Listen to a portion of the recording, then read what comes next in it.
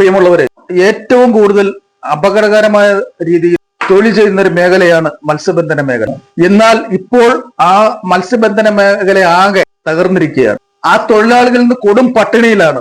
മാറി മാറി വരുന്ന കാലാവസ്ഥ വ്യതിയാനങ്ങൾ മൂലവും ട്രോളിംഗ് നിരോധനം മൂലവും ഏറ്റവും കൂടുതൽ കഷ്ടപ്പെടുന്ന തൊഴിൽ മേഖലയാണ് നമ്മുടെ മത്സ്യബന്ധന മേഖല. ഇപ്പോൾ മനുഷ്യനിർമ്മിതമായ ഒരു കപ്പൽ അപകടം ഇടുത്തി പോലെ നമ്മുടെ മത്സ്യത്തൊഴിലാളികളുടെ മേൽ പതിച്ചിരിക്കുകയാണ്. ഇതുമൂലം മത്സ്യബന്ധനം നടത്തുവാനും മറ്റും മത്സ്യത്തൊഴിലാളികൾക്ക് കഴിയുന്നില്ല. ഉള്ള മത്സ്യം വാങ്ങുവാൻ ജനങ്ങൾ തയ്യാറാകുന്നില്ല. അതുപോലെ തന്നെ മത്സ്യം വിൽക്കുന്ന തൊഴിലാളികൾ, അവർക്ക് മത്സ്യം കിട്ടുന്നില്ല, മത്സ്യ വിപണനം നടക്കുന്നില്ല. കടലിൽ എന്തോ വിഷാംശം കലർന്നതായിട്ട് ജനങ്ങൾ സംശയിക്കുന്നു. മത്സ്യം വാങ്ങി കഴിച്ചു കഴിഞ്ഞാൽ മറ്റെന്തെങ്കിലും അസുഖങ്ങൾ വരുമെന്ന് അവർ ഭയപ്പെടുന്നു. ഇനി മത്സ്യബന്ധനം നിർത്തിയതാണോ അതോ മത്സ്യത്തൊഴിലാളികൾ മത്സ്യം എടുക്കാതിരിക്കുന്നതാണോ ഒരു പിടിയും കിട്ടുന്നില്ല. എന്തു തന്നെയായാലും ഈ മേഖലയിൽ തൊഴിലെടുക്കുന്ന തൊഴിലാളികൾ കൊടും പട്ടിണിയിലാണ്. ഈ മേഖലയാകെ പ്രതിസന്ധിയിലായി നിൽക്കുകയാണ്. മത്സ്യത്തൊഴിലാളികൾക്ക് നിത്യവൃത്തിക്ക് പോലും വകയില്ലാതെ അവർ വളരെയേറെ ബുദ്ധിമുട്ടുന്ന ഒരു സമയമാണിത്.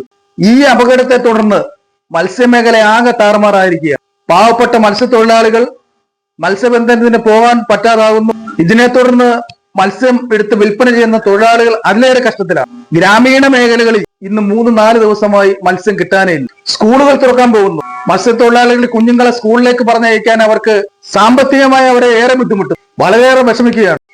ഈ കപ്പൽ അപകടത്തിന്റെ യഥാർത്ഥ കാര്യങ്ങൾ എന്താണെന്നുള്ളതും അതിന്റെ കണ്ടെയ്നറിന്റെ ഉള്ളിൽ എന്താണെന്നുള്ളതും ഒന്നും ജനങ്ങൾക്കോ മത്സ്യത്തൊഴിലാളികൾക്കോ ആർക്കും മനസ്സിലാകുന്നില്ല.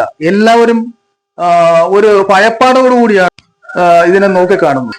അതുകൊണ്ട് സർക്കാരിന് മാത്രമേ ഇതിനകത്ത് ജനങ്ങളുടെ ആശങ്ക മാറ്റി, മത്സ്യത്തൊഴിലാളികളുടെയും തൊഴിലാളികളുടെ ആശങ്ക മാറ്റി ഈ തൊഴിൽ മേഖല, അതുകൊണ്ട് വസ്തുതകൾ എന്താണെന്നുള്ളത് ജനങ്ങളെ ബോധ്യപ്പെടുത്തേണ്ട ബാധ്യത സർക്കാരിനുള്ളതാണ്. ഊഹാപോഹങ്ങളും മറ്റുമാണ് ഇപ്പം നടന്നുകൊണ്ടിരിക്കുന്നത്. നമ്മളുടെ സാമാന്യ ബുദ്ധിയിൽ നമുക്ക് മനസ്സിലാക്കാം, കടലിൽ ഏതെങ്കിലും വിധത്തിലെ വിഷാംശം കലർന്നിരുന്നുവെങ്കിൽ കടൽ മത്സ്യം മാത്രമല്ല, ഈ കടലിലെ ജീവികളും ചത്തുപൊങ്ങുമായിരുന്നു, അത് കരക്കടിഞ്ഞേനമായിരുന്നു. അങ്ങനെ ഒരു സ്ഥിതിവിശേഷം ഇല്ലാതിരിക്കുന്ന കാലത്തോളം ഈ മത്സ്യത്തിനകത്ത് വിഷം കലർന്നു എന്നുള്ളത് കാര്യം നമുക്ക് യാതൊരുവിധ ആശങ്കയ്ക്കും അടിസ്ഥാനമില്ല. അതുകൊണ്ട് മത്സ്യം വാങ്ങി കഴിക്കരുതെന്ന് നമ്മൾ തീരുമാനിക്കേണ്ട ആവശ്യവുമില്ല.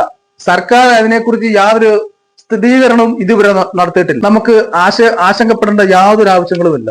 അങ്ങനെ എന്തെങ്കിലും ഒരു കാര്യങ്ങൾ ഉണ്ടായിരുന്നുവെങ്കിൽ സർക്കാർ നേരത്തെ മുന്നറിയിപ്പ് തന്നേനമായിരുന്നു. അങ്ങനെ സർക്കാർ സ്ഥിരീകരിക്കാത്ത ഒരു കാര്യത്തിനെ നമ്മൾ ആശങ്കപ്പെടേണ്ട യാതൊരു ആവശ്യങ്ങളുമില്ല എന്നാണ് എന്റെ അഭിപ്രായം.